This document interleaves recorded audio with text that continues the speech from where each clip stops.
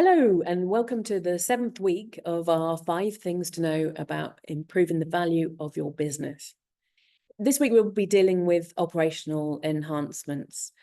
I'm Kirsty, and today's session will focus on the practical operational enhancements you can make to your business. Now, they'll probably be pretty small, but these can be so powerful in the way that they can transform your business. And so it will make it really successful and improve the sales and profit, whether or not you're looking to sell your business soon. I know, having run several UK SMEs, that it's a constant balancing act between multiple priorities. So we're just going to concentrate on 5 key things that you can do to really deliver results from an operational perspective. We'll have a chance for questions at the end. Firstly, I wanted to talk about key business processes. So it's really important that you spend time with your team mapping all of your operational processes in your business. It's a very simple thing to do, and it's just creating a visual representation of your workflow, of all the different aspects of your business. And this is relevant across any type of business you might have. Think of it like drawing a map of how the work moves through your business. The key questions that you need to ask are, what happens first? So if you're creating a product, the first thing to do is to put the order in for the materials and then the delivery of the material. And then you carry on and say, what happens next? What happens after that? And then after you've written that all up to, for example, the end part of that would be when the customer receives the finished product, you then go back and look along that stream and say, where are the key decision points? And then think about where things might go wrong. Now, this is a really good exercise to do with your team, and it really helps to clarify step by step where you could potentially save time and money. I worked with a really nice bakery in Yorkshire, Sarah, and she had what seemed like a really fantastic routine in the morning, which bakers have to do because obviously they cook their product fresh every single day. But when we went through a mapping exercise with the team, it revealed multiple trips to the storage room to pick up things that they hadn't got ready. So what they did is they worked together and made a plan for organising the ingredients into production stations. So, for example, the yeast products when they're creating the yeast. And just doing this saved the walking backwards and forwards to the storage cupboard and a total of 45 minutes a day. Now, that might not seem very much, but for a small business, it's really significant. And that ended up with £500 extra per month in productivity, which was £500 more on the bottom line just for a really small bakery. So things to think about in your business processes. Don't overcomplicate it. Just think about what happens first and go step by step through. The second stage of the 5 that you want to do to improve your operations is technology. Now, often when we mention technology, people have a fear that it's going to be a really expensive system that's going to cost a lot to install, be difficult to install, and then will cost a lot each month. But technology doesn't have to be too complex or expensive to be really, really effective. So I want to give you some examples of this. The right digital tools should simplify your work and not complicate it. So look for technology that solves specific problems in your workflow. And you really need to make sure that you train your staff so that your staff need to know it efficiently. And that's why simple technology is really useful.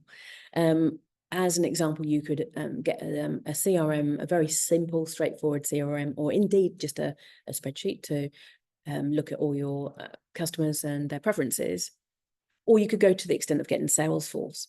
Now, Salesforce is an amazing CRM and assistive system for large businesses, but it's a nightmare for your team to get to know, and you really need to spend so much money on training. So if you're a small business, look for small tech companies that have good support and they're very easy to use. So living near Bath, I worked with a plumbing company in Bristol, and they had a paper system for everything and their scheduling and their phone calls. So they found a booking system which cost them just £75 a month, and it also included an app that their customers could use. And the result was amazing. The emergency response times, as you often find with plumbers, reduced from 48 hours to just 4. And they gained an extra 10 jobs a week through better scheduling. So that resulted in £2,000 a month return just for a £75 investment. So as I say, don't overcomplicate it. Look at simple technology. And the first place to start, I would say, is if you haven't got an accounting system, put a simple accounting system like Xero in, which you can pay £0 for when you start it off. The third thing on operations, and operations really is my speciality. I've been doing it for 30 years and really increased efficiencies in business. And this is the one thing that many people don't think about when they're growing their business, is creating a scalable system and also procedures, because every business wants to expand and you really need to design your processes with the future in mind. Remember, resources aren't all about just money. They're about things like time, people, materials, equipment. So what you really want to do is maximize your output whilst you minimize the waste that you have. So, oh, sorry, I've moved on to the wrong one. So you really want to make sure you look at your systems and processes to be able to be scalable for the future. That might be modular systems in place. So I've done that myself when I was working in veterinary. We had a particular way, which was a perfect way to deliver a spay or neuter for a cat or dog. And we wanted to make sure that every vet was delivering the thing to the same standard when we scaled, and we bought another 50 practices. So we did that, and we wrote down the process, and we made a really clear procedure, a really clear pricing for it, which made sure that we had a consistent system as we went through. So it's really something that you want to consider in your own place. I've worked with a lot of small companies that are scaling up, and I've done that with lots of procedures, from HR procedures through to how to deal with customer queries to how to deal with customer refunds. It's really just a case of finding a process so that it's not overcomplicated and you save time and effort, and make sure you have a consistent product there. It's really good to have somebody who loved that type of thing as a champion in charge of that in your business. The next thing is quality control measures. So quality control to me isn't about perfectionism. It's about making sure that when your customer buys your product or service, they get consistency. The earlier you can catch issues in your whole supply chain and the way you deliver your product or services, the better, because it costs you less money to fix it. So, for example, if you're creating the product and you have a faulty product, if that faulty product goes over to the customer won't be very happy. The customer may not pay their bill, and the customer probably won't come back to you again. So if you can look at quality control measures earlier in the process, it makes it much more successful. So build those quality check processes in to your process, and rather than inspect it at the end. And it's amazing how much more satisfied your customer is going to be. You're going to have better and more consistent products and services. So I work with an accounting company in Birmingham, which is a really perfect example of this.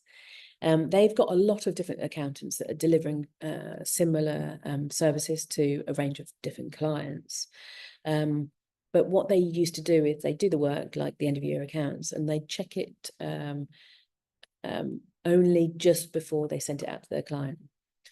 So what they were finding is there were still loads and loads of issues that were coming back. The accountants then had to work on it again, and then it was a backward and forward cat and mouse before the end of year accounts were finally signed off. So what they did instead is they introduced a 3-point check system, and that's something that you can do to improve quality. So what they did is they looked at the data entry. They had a check to make sure that all the information had gone properly in about the customers' accounts. Then they looked at the processing, during the processing, to make sure that everything had been included. And then they did a final review. So just by putting those 2 extra reviews in at the beginning with the data and halfway through the processing, their errors dropped by 60%. Now, of course, putting those checks and measures in place can take time, but they worked this out that it only took 5 minutes more per file, but it saved hours and hours of rework and strengthened client trust and got those clients to sign up again and again to get their end of year accounts done. The other thing that you want to do is make sure that you have really good continuous improvement. So I really love to encourage employee feedback, because generally every idea that you have for improving sales, improving product and improving services within your business are often inside your business, and you just need to ask your team about that. It's also really important to do that and include your customer, and do a half-year or annual review with your customer and say, well, in an ideal world, how can we improve our services and our products? Because it's damn sure that if they've got something that they think would work better, you create a product or service that's much more saleable to other people. So let's look at some exciting ways to implement employee feedback. So years ago, I worked for Halfords with the cars and the bikes, and as a regional director.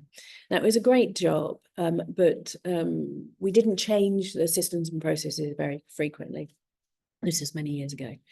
So I decided when I joined that it was time to ask the employees, and they came up with the most fantastic ideas. So many of you who've used the services will know that Halfords do Will Fit It. Well, Will Fit It is a service where people can get their light bulbs and windscreen wipers changed when they buy them from Halfords. Saves lots of time and effort for the customers. That was an idea that came from one of my team. The other one is the bike hut. So rather than just offering standard bikes and standard service, there was Halfords years ago created an extra floor just for bikes, and that idea and the idea to specialize and put a higher range of bikes in there came from another one of my team. These people were fantastic with some of the ideas they came up with. They did the same with the stock management process, and each of them got a financial reward as a thank you for their amazing idea.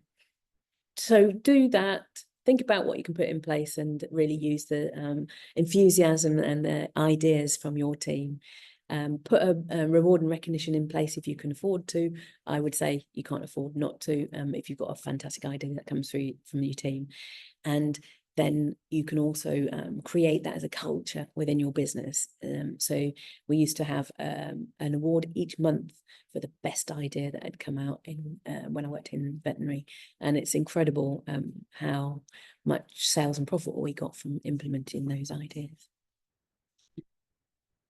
I also want to think about how you could do action planning for that. So we've gone through the 5 different elements. We've talked about optimizing your business processes in a very, very simple way. Then looking at technology, and again, not spending too much money, but thinking about what can really put you a step forward to make your processes more consistent. You want to have scalable systems and procedures, because if people implement things the same way, you get the consistency and you get the ability to scale quickly. You also, with quality control, it's about having clear metrics and doing more regular reviews of that. Finally, continuous improvement. If you can create that as a culture in your business, it's absolutely fantastic. So I would like you, after this presentation today, to have a think about that for your business and make it practical. Choose one process out of those 5 that you can enhance this week. Remember, small improvements can really compound over time. So think about what process in your business causes you the most stress, and which improvement the customers might notice the most. And that's the one change that you should focus on starting tomorrow. We're talking about 5 elements a week of each area that you can do to enhance your business and get it ready for a sale. But ultimately, a lot of people that I work with decide that they fall back in love with their business, and they see the sales and profits soaring, and they decide to keep hold of it. So this is really about how you can make simple improvements to your business that are going to make a huge impact. And if you need a hand with that, we have a membership site, and you can sign up for free in November for that, which really guides you across all of the areas that we talk about. It gives you free training products for yourself and for your team. It gives you all the workbooks and the paperwork that you need to do that, to put the new systems in place and create a turnkey operation, which means that you can step back from your business and be confident that it can run well without you there, so that you can work on it rather than in it, which makes it incredibly attractive to sellers, but it also means it's incredibly people who want to buy business will love that. But also for you, it means your business is your baby. You spend hours and weeks and years and no holidays. It's about time you put these systems and processes in place so that you can actually spend more time away from the business and enjoy your team running that really effectively for you.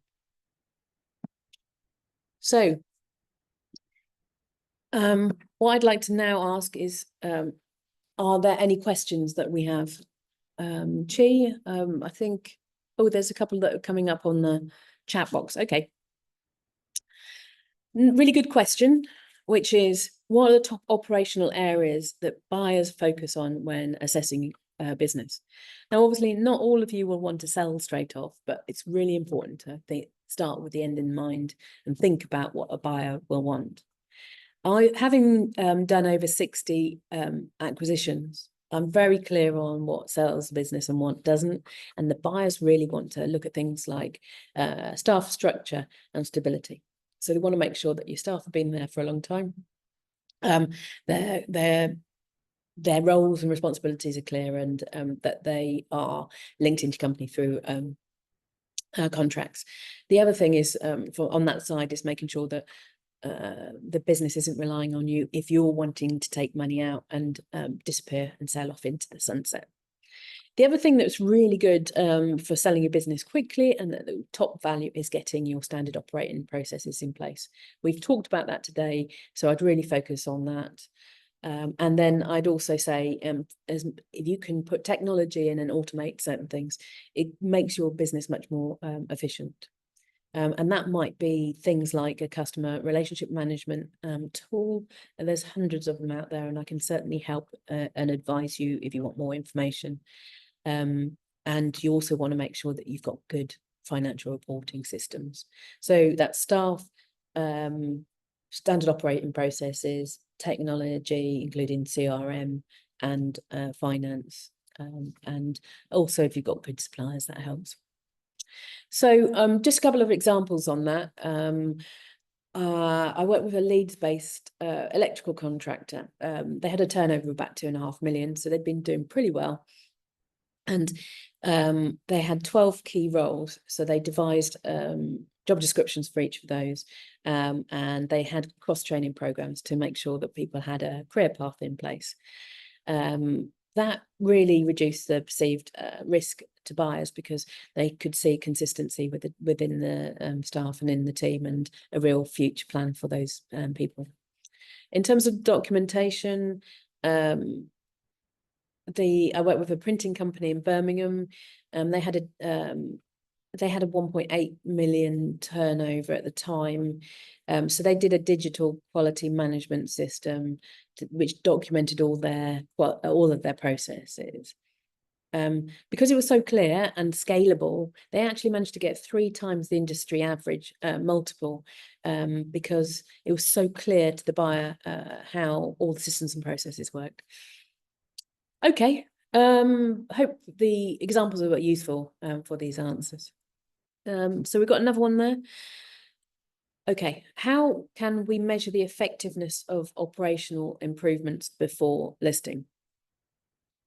That's a really good question, because what isn't measured isn't managed.